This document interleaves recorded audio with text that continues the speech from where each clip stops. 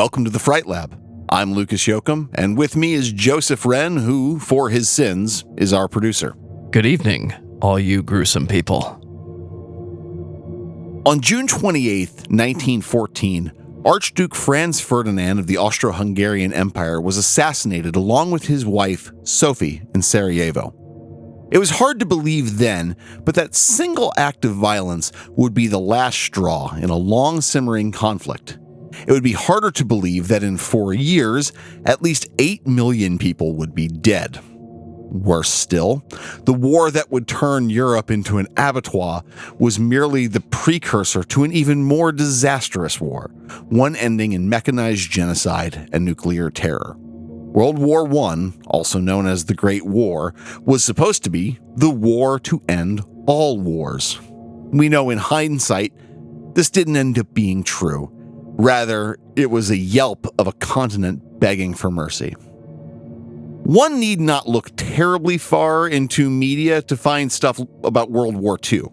Any afternoon with access to cable TV or a 5-minute search of any streaming service will turn up fictional films and documentaries about World War II. And those of us who remember back to the early 2000s remember how you couldn't turn on the History Channel without being absolutely deluged with something about Hitler or the Nazis. I remember an evening in around, 2007 maybe, where I watched back-to-back documentaries about the quote-unquote Nazi Holy Grail and a program about Hitler's drug use called, no shit, Hi Hitler. Joe, do you remember watching any of these? Neither of these have come onto my radar as of late. But speaking of radar, I'd like to offer a better suggestion to whatever you were talking about just now. Have you played the most recent Sniper Elite? Spoilers, you get to kill Hitler again. It's a running theme. I don't know if you've played those games. Right. So this episode is not brought to you by the creators of Sniper Elite, but hey, guys, if you're looking to sponsor a podcast about horror movies, we are your men. We are here for you. So off the top of my head, I can only think of a few media properties talking at any length about World War I.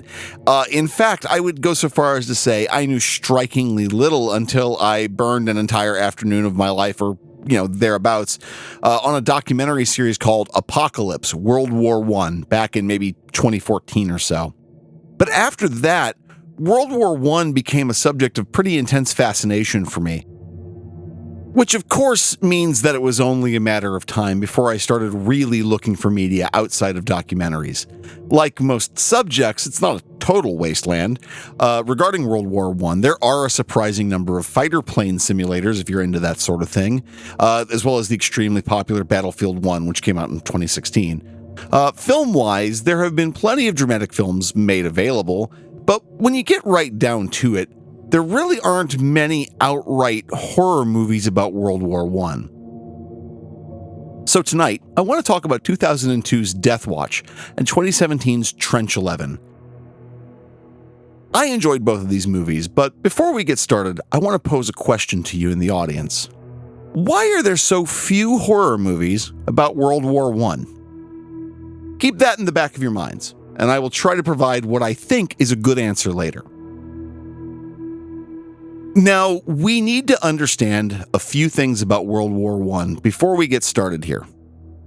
To begin, there's no way I can give a concise outline of the events of World War I in under an hour. One of my favorite podcasters of all time, Dan Carlin of Hardcore History, released a 20-hour series called Blueprint for Armageddon detailing World War I in intense detail. It's an absolute masterpiece and is absolutely worthy of your attention. He also helped to create and narrate a VR experience called War Remains, which is, by all accounts, both horrifying and amazing. If any of you have seen War Remains or listened to Blueprint for Armageddon, we'd like to talk to you all. So drop us an email, frightlabpodcast@gmail.com, and let us know what you thought. I'll also throw another list into the show notes that I found, which helps explain how World War I happened. So I'm not going to attempt to broad stroke through World War I, but we need to establish a baseline position.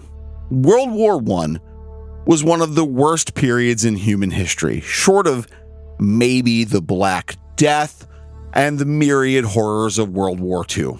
The 8 million dead projection I cited at the beginning of the episode is only an estimate. Historians can make educated guesses based on what human remains can be found and whatever, but that's still incomplete.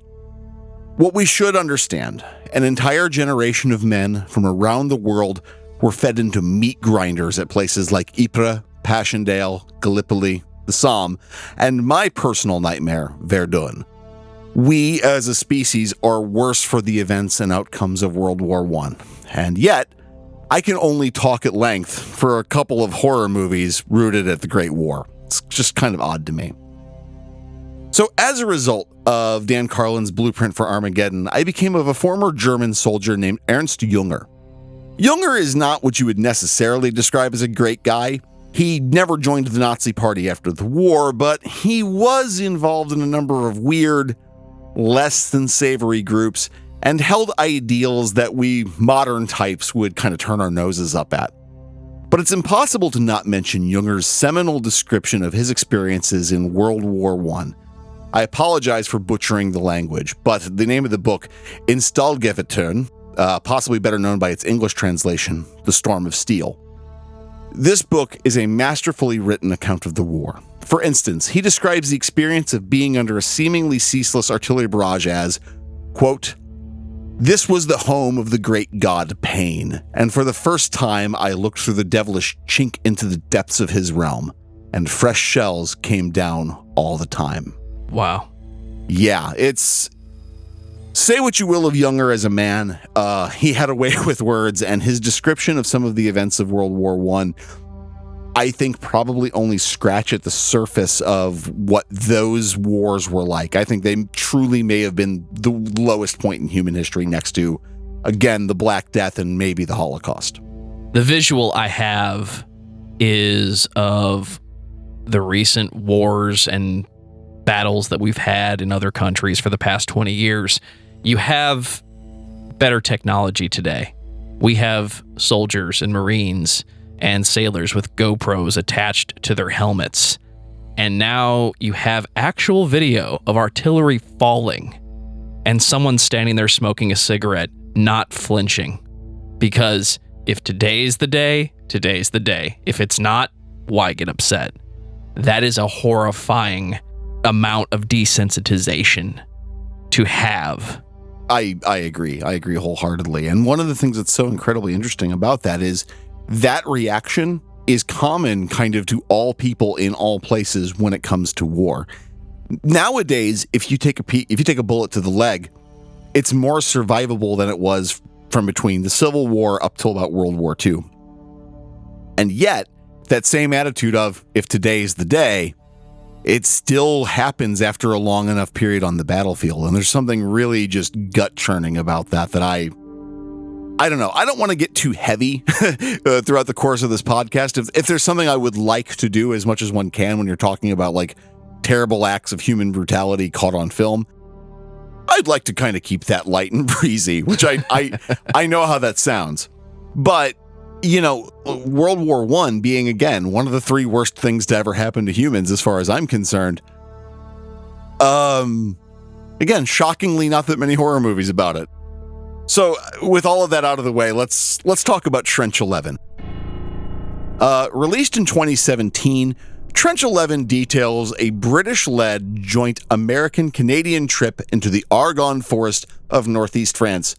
They're looking for a guy named Rainier, a maniacal Nazi leader nicknamed the Prophet, and what he's doing in a mysterious bunker hidden in a trench. I have to level with you, my dear audience. This movie is not great, but it is a great time. It's gory in unpredictable, gut-wrecking ways. Without spoiling too much, this movie takes the trope of so many Wolfenstein games, that is to say, Nazi super science, and strips all the swastikas off of it. Honestly, almost all the characters are straight off the studio backlot. But that doesn't really detract from the fun of this movie. Side thought. Does a movie need to be good in order to be effective? I found this movie to be pretty enjoyable, and it made me kind of uncomfortable in a few spots. It's a great little indie joint if you're just looking to tune out and watch something disgusting and fun. Most body horror, when you think about it, falls into deeply cerebral territory when handled by someone like, say, David Cronenberg. I don't genuinely think that writer and director Leo Sherman was really thinking about any greater social message when he was showing the human body being perverted and destroyed in Trench 11. I'm also not really in any room to criticize that much. As this podcast series progresses, you're going to learn all about my tastes and that they're not really all highfalutin. So with that aside, I need to take a second to talk about the portrayal of the film's protagonist, Lieutenant Burton, played by Rossif Sutherland. He is so much fun on screen, and he does this like drunken, damaged soldier trope really well. As well, I have to say that Sean Benson as Kapitan Muller and Robert Stadlober, I believe is how it's pronounced, as Rainier are kind of perfect. Stadlober especially, he's an absolute monster on screen, portraying this like proto-Nazi who is more misanthropic supervillain than super bigoted commandant. I wish my German were better, since he apparently had a long career in German film and TV. And I really just want to see what he did. So, with all of that aside, how do we talk about World War I in light of this film? In short, we kind of can't. You could easily transplant the majority of the details of this film to like World War II, and it would really be just as effective, if not more so, actually. Despite being set in the era, it's World War I really in name only. And for a budget of less than $3 million, I don't suppose we should expect much more. There's an absolute place for more low-budget B-movie indie flicks in the world, but I don't know that I want them to be about the Great War necessarily, Let's move on and talk about Deathwatch from 2002. Quick encapsulation of the plot.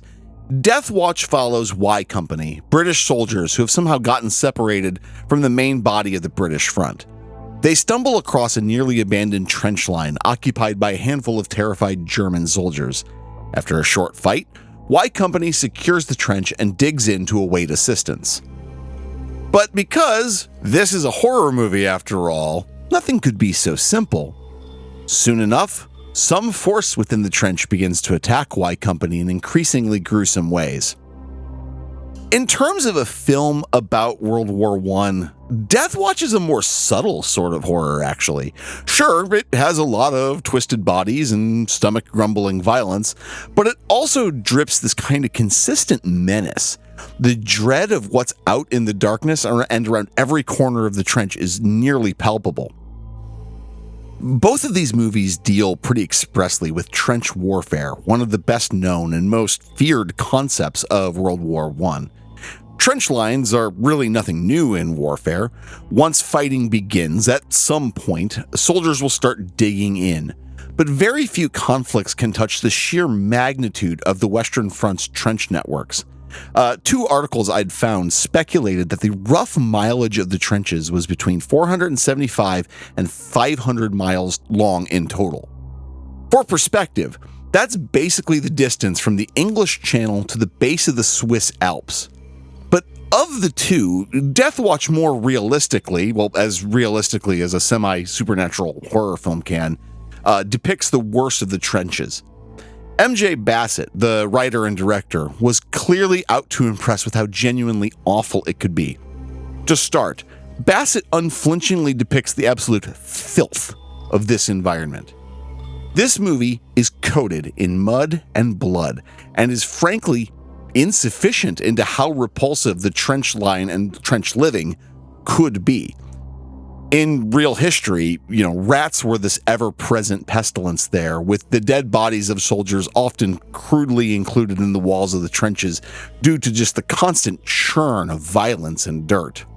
On either side of the trench line, the stench is said to have been near unbearable, the results of so much blood, so many corpses, the excrement of soldiers, and the soaking of gunpowder residue and chemical warfare agents. The American Civil War General William Sherman said, "War is hell. You cannot qualify war in harsher terms than I will. War is cruelty, and you cannot refine it." Here, he and Junger would have no doubt been in agreement. The disgusting conditions of the trenches are only matched by horrific violence seen there. According to Ernst Junger, quote, "Trench fighting is the bloodiest, wildest, most brutal of all. Of all the war's exciting moments, none is so powerful as the meeting of two stormtroop leaders between narrow trench walls. There's no mercy there, no going back. The blood speaks from a shrill cry of recognition that tears itself from one's breast like a nightmare." Deep down, at the core of this film, the endless degradation of the human spirit is just on display under the influence of total war. So, look, I know I just did a bad job of selling you all on this movie. Please do not mistake anything I said as a condemnation.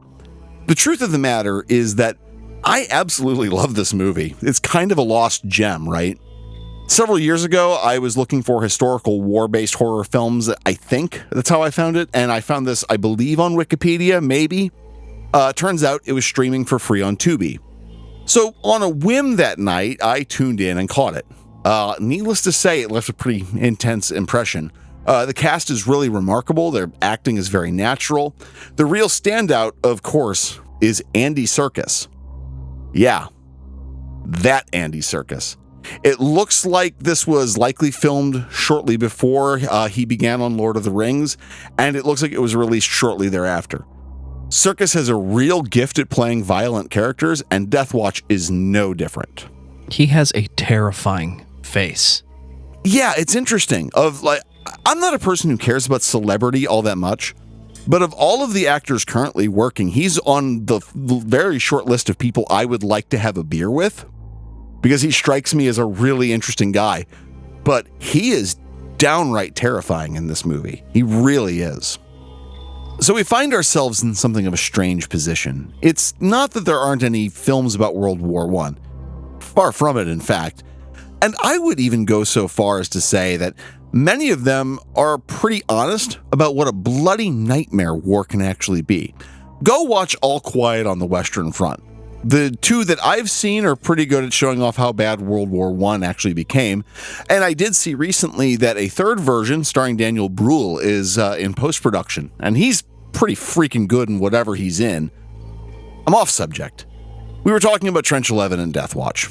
Both have their value, but honestly, they're both off the mark. I'm not a person who expects 100% historical accuracy out of movies.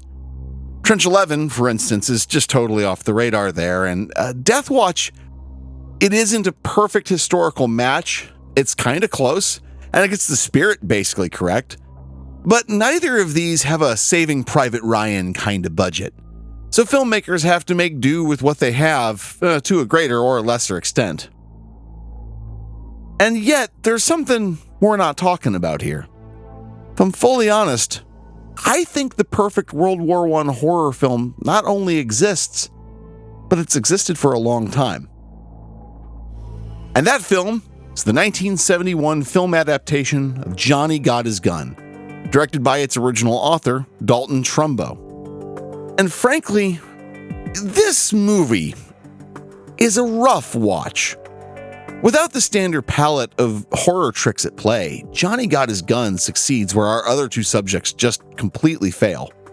Metalheads of the world know Johnny Got His Gun ended up being the basis for the music video for Metallica's One. And it's fairly well known at this point that Metallica purchased the rights to the film. In a way, one can argue that they helped save it from relative cinematic obscurity. So, how does this unusual bit of anti-war filmmaking succeed when others have failed? This film, and the novel it's based on as well, is haunting in a way that mere horror films can't actually portray. So, a quick bit of discussion here is necessary. Half of Johnny Got His Gun follows our protagonist in color in the last few days before he is shipped off to war. The other half of the film is shown in stark black and white, revealing our protagonist's current state, left limbless and unable to see, hear, or speak, the victim of a near-fatal artillery attack. There's a shocking distance between the two sides of this film as it jumps between the two different segments, really with no warning. Ernst Junger illustrates this point. In war, you learn your lessons, and they stay learned, but the tuition fees are high. Johnny Got His Gun shows us the results of war without an ounce of glorification. We see a victim of the violence of the Great War for whom all of his agency is stripped and all futures are revoked. We genuinely do not need to see the shattered body of a soldier to know, or even guess, how awful this is. The implication we see is more than enough to send our minds sprawling. In a way, this is body horror, but more about how the mind can completely be locked inside a body. And even though I've never seen any real case that matches Trumbo's fictional device of a mutilated soldier, the French did develop a term to describe the permanently injured and mutilated survivors of the war. I won't bother to attempt to pronounce the French. The English translation's hard enough. The term is broken faces. It's a hard thought, isn't it? I think it is. As such, I think Johnny Got His Gun is kind of ideal. The actual war is virtually impossible to recreate, but its aftermath, that's another thing altogether. Typically, I like to conclude any conversation or idea of something on a high note. That's a little hard here, right? Even Ernst Junger, who can toss off a good many quotes about the height of war, comments this in Storm of Steel. Leaving out trifles such as ricochets and grazes, I was hit at least 14 times. These being 5 bullets, 2 shell splinters, 1 shrapnel ball, 4 hand grenade splinters, and 2 bullet splinters, which, with entry and exit wounds, left me an even 20 scars. Frankly, any one of those injuries could have put an early expiration date on his life. But luck is capricious, and many people survived the Great War to greater or lesser good. It's life, isn't it? For a lot of people, I think it's really easy to talk about World War II. Not sure why. It's pretty fucking terrifying, and pretty gross, and there's some awful things in it, obviously. Lord knows there is plenty to talk about, which is horrific at the end. But in World War II, there were so many points where there were just definitely villains in the form of Nazis, Italian fascists, the Japanese imperial forces, and so on. I know, we're taking a big, bold stand saying that somehow the Nazis are bad. Ugh. So, we know this. There were good guys and there were bad guys, we can more or less definitively say. And again, war is hell. But at least there were forces who weren't 100% monsters, right? I hesitate to use this phrase, but World War II is a sexier sort of war. Even at its worst, there was no meat grinder at Verdun in World War II, no one freezing to death in mountain passes like the Italians saw, no one being cut to ribbons at Gallipoli. But my dear horror fans, I think it's up to us to be honest with history and see it for what it is. And I hereby promise to not make every episode of this show so heavy. The audience is thankful. Oh, I hope so. Believe me, this was while this is a subject I really wanted to talk about, it's not really a subject I wanted to talk about. I watched this one night and sat there most of the night just going, this movie's icky. This movie's really fucking icky. It's good though. You're making me want to bring back my subscription to Shudder. I haven't had it for a while. Dude, for $5 a month, it's fucking worth it. And it's good horror. I don't know if you have it on your list yet for this show, but I think we need to actually just talk about Chernobyl. The HBO series. Yeah, I would like to do that. Take that on your own time, but I'm actually a big fan of the series. Believe it or not, I actually really enjoyed that. Chernobyl's one of my weird favorite subjects. I think that says some pretty bad things about me as a man, but I do. Could be worse. I do love Chernobyl as a series, though. It's really good. I feel like I'm going to need to do a hell of a lot more reading about nuclear radiation to be better prepared for that topic? Yeah, better, because I'll be honest with you, like, nuclear science kind of goes right over my head, so what do you think? Are you fans of Trench 11 or Deathwatch?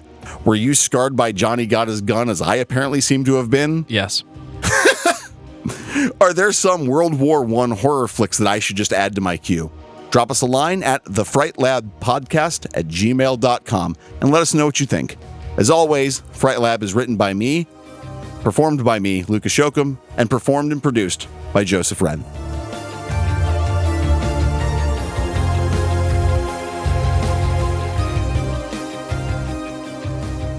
I will say that Andy Serkis is one of those actors who increasingly I play the Tom Waits game of, because you'll watch a movie and then Tom Waits will be in the movie and you go, oh, hey, it's Tom Waits. Increasingly, there's been a lot of movies in the last few years where like, how do I know that voice? Oh, shit, that's Andy Serkis. Holy fuck. Fuck yeah. Or in this movie, he goes on screen and I go, what is he doing here? My personal journey of the hey, that's Tom Waits. This year was actually about a month ago. I occasionally get the urge to listen to Nighthawks at the Diner. I think it's legit one of the greatest records ever recorded. I genuinely love that album, yeah. Not just his greatest, but the greatest. Then I go down the rabbit hole of, okay, well, I'm going to listen to Mule Variations. Yeah. I'm going to listen to Alice for some reason. That's a weird one. Alice is a weird one. I think Bad As Me is one of my favorite records of the last 10 years. But here's where I land. Of all this, just, I'm back on my Tom Waits kick.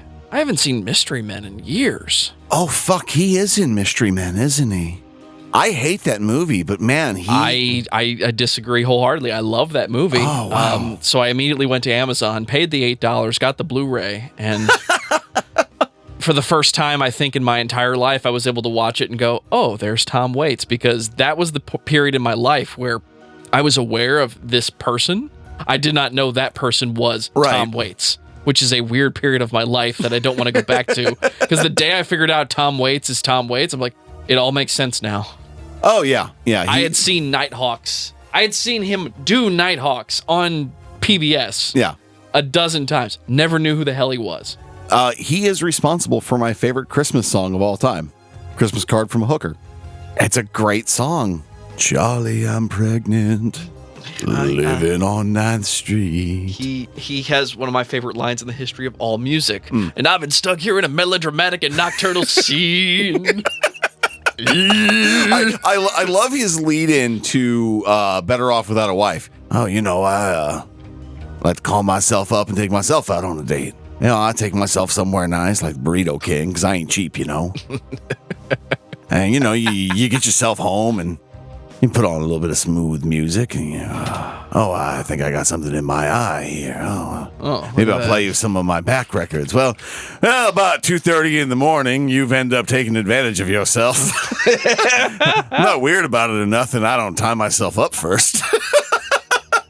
So I chuckle at that line every time I think about it. Not weird or nothing. I don't tie myself up first. Anyway, so there we go. We find ourselves in something of a strange position. Yeah, there we go.